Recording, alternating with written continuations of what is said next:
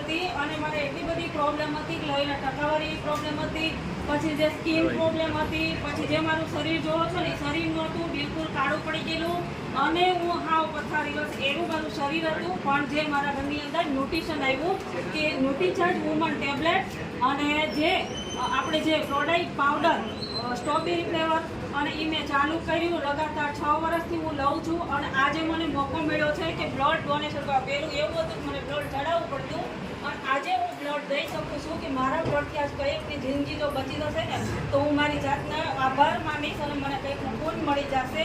તો આ માટે ન્યુટ્રિશન માટે હું બધાને વિનંતી કરું છું, હર મહિલાની જરૂરિયાત છે કે ન્યુટ્રિશન લેવું જોઈએ.